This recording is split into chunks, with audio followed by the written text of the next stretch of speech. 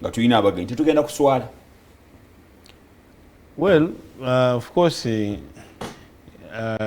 tewali mbeera gwete eyinza kubeerawo mu ggwanga lyaffe, naye ebiseera bisinga obubbi tebuyinza kwesuulira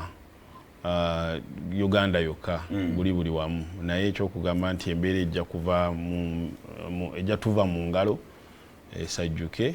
ekyo tugezaako okulaba nti no tekibeerawo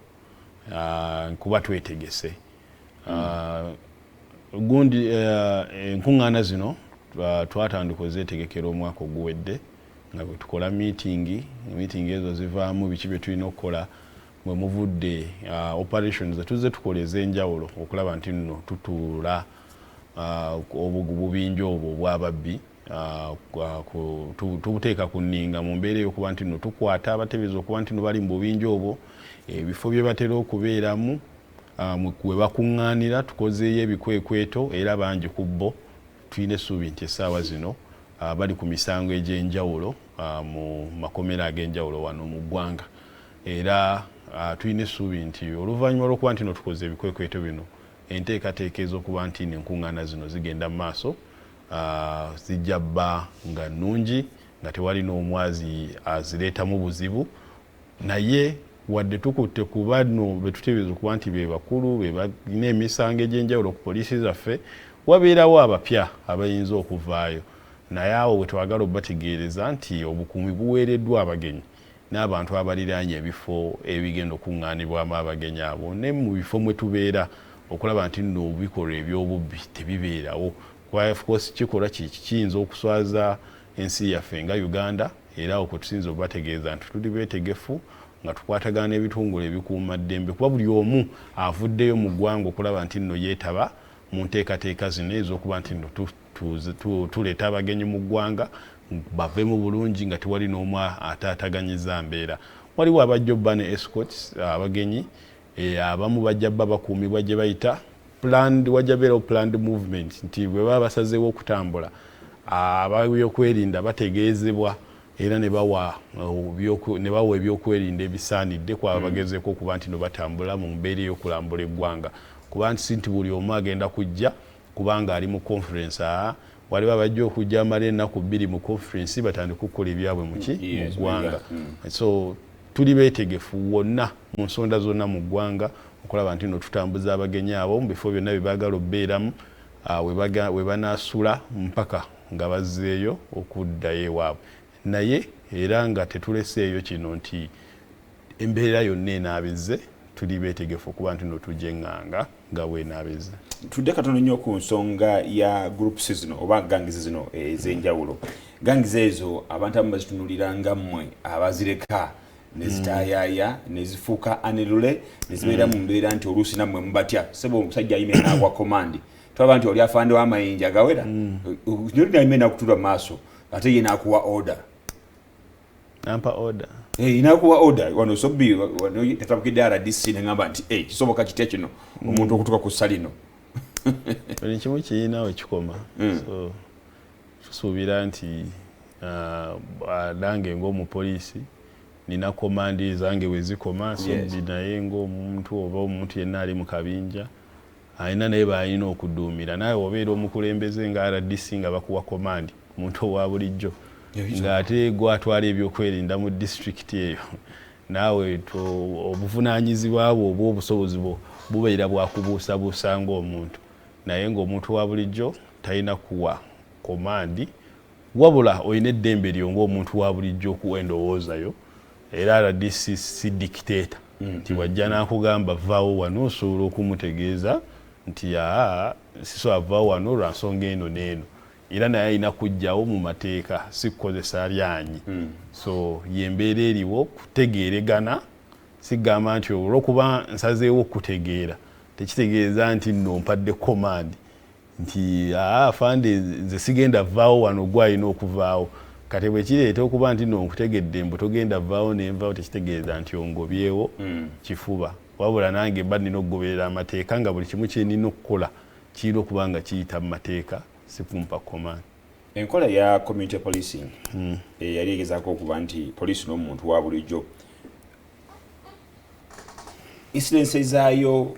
ensangi zino okujjako nga mawulire tezijjaamu ziringa ezitali nnyo z'amaanyi nga bwe zaalinga. Kyenyinza okutegeeza era nga bw'ogambye nti tezijja mu mawulire, abasirikale baffe twateekawo unity number nti luli DPC olw'emirimu emingi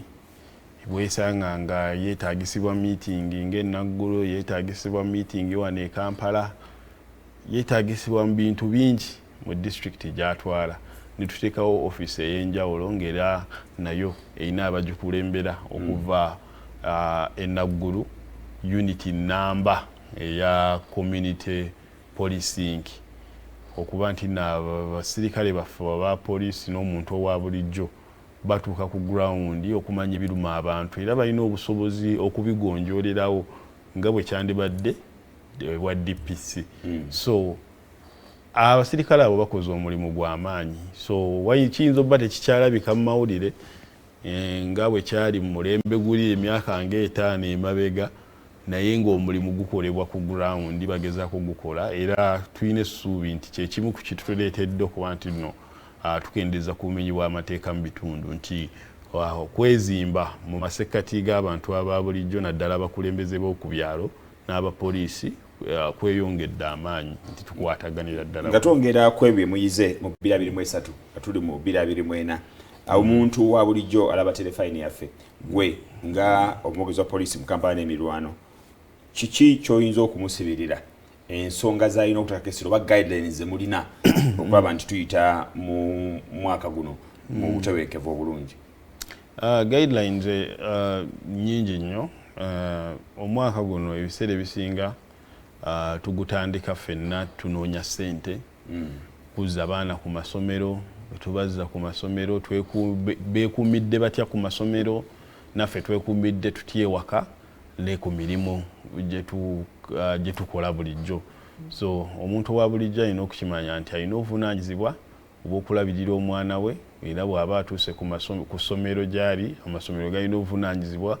obw'okulabirira abaana abo baba bakwasizza. So mu bifo gye tuwangaalira, tulina obuvunaanyizibwa era okulaba nti nno tulina obukuumi mu mbeera ey'okuba nti nno tukwatagana ne poliisi okulaba nti n'obukuumi obwo bututuukako era bwe tuba tetubuyina, olina eddembe, olina ebbeetu ery'okwemulugunya nti eno embeera mbi, embeera eri bweti ne bweti, oba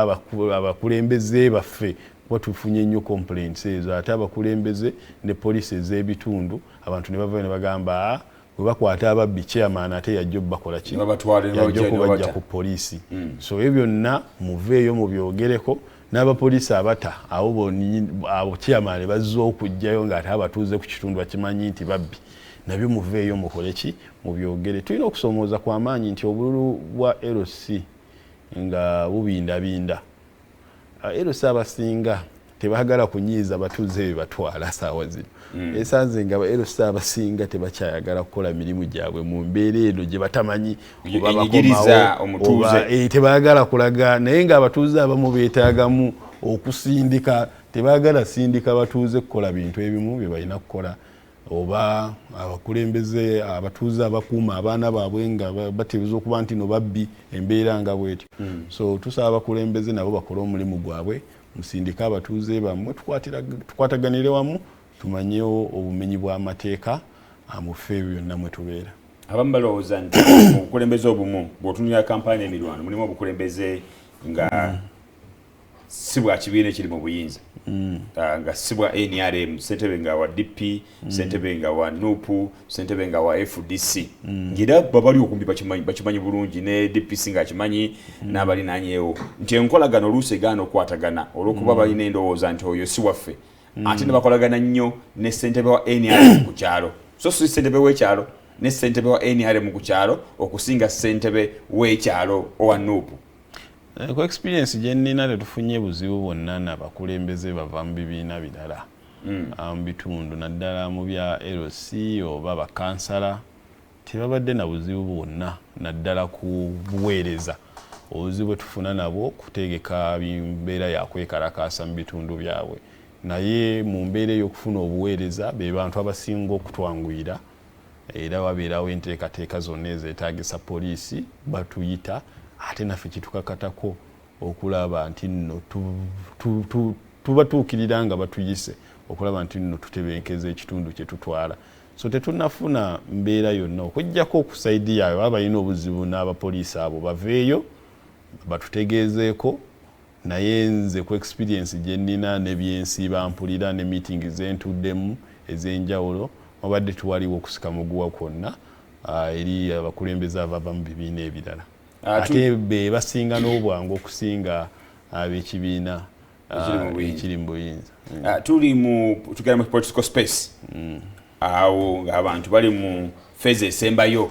batandike akalulu kanoonya abaka ba parliament bagenda kudda mu bitundu byabwe ebyenjawulo abantu abaagala okujja abaagala okwesimbawo bagenda kuba mu activities ez'enjawulo n'enkuŋŋaana zigenda kweyongera eddoboozi ki poliisi lyerina eri ab'ebyobufuzi abagenda obbizannya omwaka guno 2024 electoral commission etera okuvaayo n'enteekateeka ku butya muyinza ozannya ebyobufuzi ebyo era enteekateeka ezo ffe tuli bankizo nnyo mu kulaba nti nno ziteekebwa mu nkola so ffe nga ab'ebyokwerinda tuli bamalirivu okugoberera ebiragiro bya electoral commission wonna byonna kirina ebiragiro ebinaaba bitulagidde era tusobole okulaba nti nno tutuusa obuweereza eri abantu era kyetusaba n'abo abakulembeze abagenda okwenyingira mu byobukulembeze bagoberere guidelines ezo ziba ziweereddwa electoral commission road map zisibwa era tugigoberera ng'abapoliisi n'abakulembeze nabo bagigoberere nadde baliwo ebiragiro ebyo era amateeka bwegali agasobola okuba nti nogamuvunaana mu mbeera yonna nga tumalako omwaka guno nga guwedde tutandise omwaka guno biki bye mwenyumirizaamu nga poliisi bye musobodde oyinza okujjawo nga success stories nogamba nti tusobodde okukola kino na kino na kino mu mwaka ogwa 2023 era bwebaza n'okwebaza abo ababayambyeko okuba nti mubituukiriza omala osibule tusobodde okuba nti nno naddala ku saidi eyaffe nga poliisi tusobodde okuba nti nno twongera okulonkinga amayumba agasulibwamu ag'abasirikale poliisi ez'enjawulo zisobodde okuba nti no zironkingibwa nezitandika okuba nti no zikakkalabya emirimu mu bitundu ebyenjawulo mu ggwanga era tusobodde okwongerako ku nnamba ey'abapoliisi wadde ng'era abawummula nabo basigala nga bangi mu bitundu mwe tubeera waliwo ebitundu ebibadde biri obubi era tusobodde okuba nti nno tubipolisinga bulungi twasobola okuba nti nno tumalako okukuuma abaali batambudde abalamazi abajja ennamugongo obulungi ng'omukaaga era tuli beetegefu okuba nti nno tukola ekintu kyekimu omwaka guno tusobodde okulaba nti nno tuyita mu nnaku enkulu zino nga tewali buzibu bw'amaanyi nga kwotadde bwera bwogeraageranya statistics eza 2022 ne 2023 ez'obubenje ku nguudo busobodde okuba nti nobukendeeramu so tuli bamativu nga waliwo n'ebirala bingi bye tukola okwongeza tekinologiya ku nguudo zaffe okwongera kamera zatandikibwa okuba nti no zongezebwako feezi endala yatandika era tulowooza nti ne guno gwe twongerako ebyo byonna bye tutandise okuzimba barracks endala n'ebirala bijja bba byongezebwako tusobole okuba nti no tuwa obuweereza obulungi eri abantu bannayuganda bannaffe beeyagalire mu ggwanga lyabwe nga ne security egezaako okukola kyonna kyesobola okulaba nti no bagiyita mu bulungi nga kwotadde n'embeera nnyingi gye tuyiseemu esomooza ey'okulaba nti nno divertinze threats nyingi ez'obutujju era ng'osiibula waliwo abantu abagamba nti ensonga ya kamera eyamba ku misango gyokka egitapiininga poliisi oba etapiininga bugayavu bwa poliisi nti emisango gyonna nga obaoliawo gigenda kupiininga abantu ba bulijjo kamera zikola ne bwabeerawo omuntu akubiddwa amasasi abakubiddwa amasasi mu mwaka ogwa 2022 oba bajjukira abamu abaali bannabyabufuzi nga bagamba nti awo kamera tezaalabise zirabika lwewali kibawa tutumu ekibajjako ettutumu kamera ziba tezaakutte tubagamba kamera zigenda zirondobwamu ebyokukwata n'ebitali byakukwata kamera ebiseera ebisinga ne bwe ziba ziyina kyezikutte nga temukyakitinzeeko awo wennyini era zibanga ezitayambye ennyo kiri awo wabula mu bujulizi ng'ogyeko kamera eza bulijjo ezaffe eza poliisi tuyambisa n'ez'abantu aba bulijjo zituyambe nnyo okulaba nti nno tunoonyereza ku misango egy'enjawulo n'egyo gyennyini gye mwogerako ebifaananyi bikwatiddwa awantu wangi bye tuyina wadde tetunaba kutuuka ku kinnyusi mu misango egyo so tukyazeeyambisa era mu egyo emisango gyennyini tuyinza obutavaayo okutegeeza nti wano kiriwo ekiti kiikino kuba tukyakikozesa mu kunoonyereza kwe tuliko naye era bwe tubeera mu kkooti nga obujulizi obwo bwetaagisa ebintu ebyo biweebwayo. Weewaawo akade katugenzeeko nsaba osibule bannayuganda. Bannayuganda mbeebaza okuba nti no mwasobodde okuba nti no muva mu mwaka oguwedde 2023 era ne muyingira 2024 mu mirembe. Tusaba nga ab'ebyokwerinda okukolagana wamu nammwe mu mwaka guno omupya gwe tulimu tusobole okugumalako obulungi era enkolagana eyo erina kubeerawo lwa bwagazi bwammwe nti bw'oba teweeyagalidde kukolagana na poliisi enkolagana eyo eba tesobola kubeerawo. Ekikulu kulaba nti nno tubeera mu Uganda etaliimu bumenyi bw'amateeka ng'era ebintu byaffe wonna we tukolera bikuumibwa n'obulamu bwaffe. Mwebale. Tuyanze nnyo tuyanzege afande Luko Isigire tunyonyodde ensonga n'embeera weeri naddala ku nteekateeka ey'enkuŋŋaana eziriyo omwezi guno wano waffe mu ggwanga lyattu Uganda tubeetegese okukuuma abantu n'ebintu byabwe oba oli awo tuleme okuswala ate eri amawanga amalala agaweereza abantu baago okujja mu ggwanga lyattu Uganda. Program yaffe bwe tubegenza olunaku olwaleero nze Morris Mukibe Mugave sikala ku telefayini yaffe ayi Katonda kuuma maaso moogi.